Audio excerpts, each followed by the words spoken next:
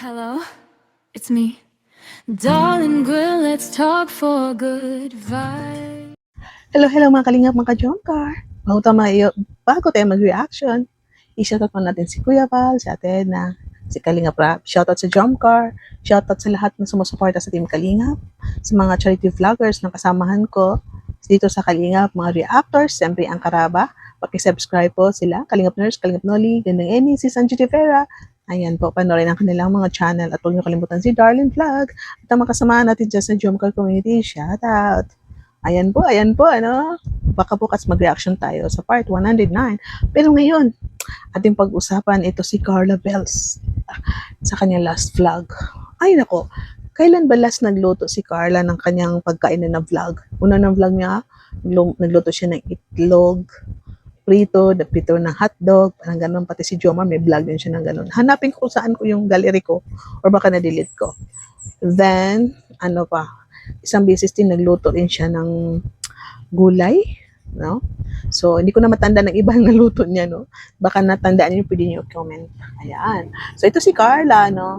Diyan sa kanyang apartment, bago siya nagluto. Ayan.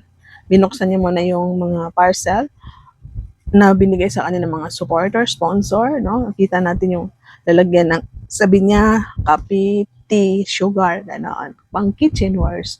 At meron din si Kalingap Jomar. Kukul sila, no? Yung sa lalagyan ng kutsilyo, yung mga chopping board, yung sa lalagyan ng, drinks, yung tea, cafe, sugar, couple din sila. At kung napansin niyo, di ba, blooming na blooming si Carla. Ano? Lagi siya blooming, ayan. At busy si Carla sa kanyang pag-aaral, kaya bira lang siya ma-vlog. Bira lang siya makapag-vlog ngayon. At dito sa kanyang pagluto, kasi magluto daw siya, kung napansin yung dalawang dilata, no? Miga.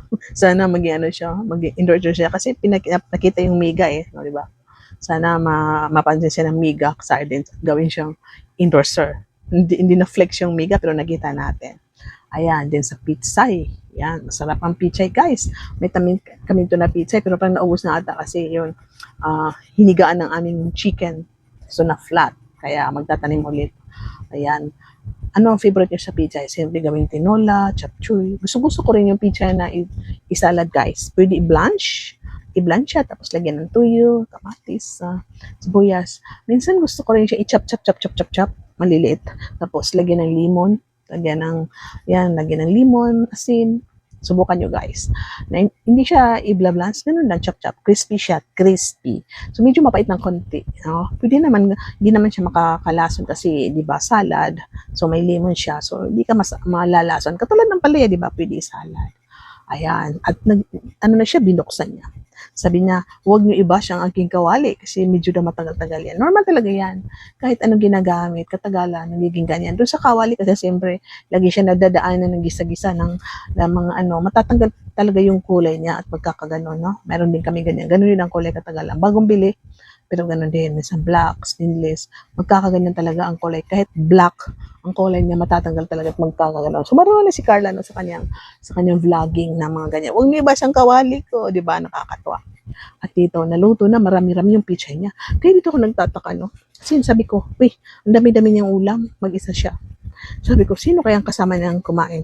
Kaya napag-isip-isipan ko, baka, pagkatapos niya mag-vlog, tinawagan niya si Jomar at ang dalawa, so ang tatlong ito pumunta kumain with her. Or baka ang leftover linagay sa ref, no? Kumain siya mag-isa, tapos nilagay sa ref, o baka pumunta si Roseanne, o iba sa kaibigan niya. So, yan. Natikman ng mga kaibigan niya ang kanyang luto. Ay, naku guys. Kaya ba, ako nangangarap ako na one day, matikman ko rin yung luto ni Carla. Katulad sa gusto ko makapunta sa bahay niya, gusto ko rin makatulog. Nangangarap din ako. Kayo guys, gusto niyo ba matikman ang luto ni Carla? Ako gusto ko. Kaya pinangarap ko, sana one day makapunta ko sa bahay niya at yayain ako, Tita Darlene, dito ka muna, lunch muna tayo or mag-dinner muna tayo.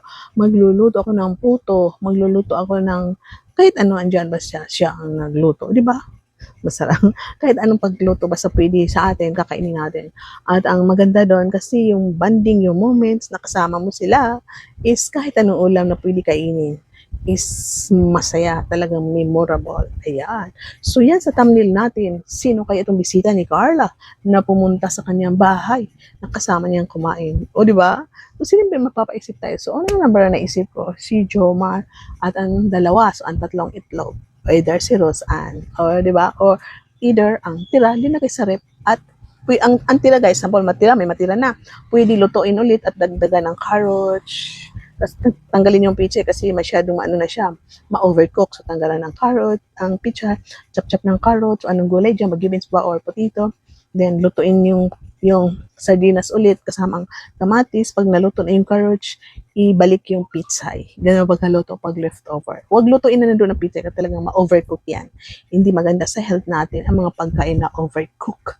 No, yan ang mga cause minsan nagka-cancer. Sabi nila, bakit nagkaroon ng cancer si ganito is ano naman siya, vegetarian. Hindi maayos ang pagkakain ng vegetarian. Hindi maayos, no?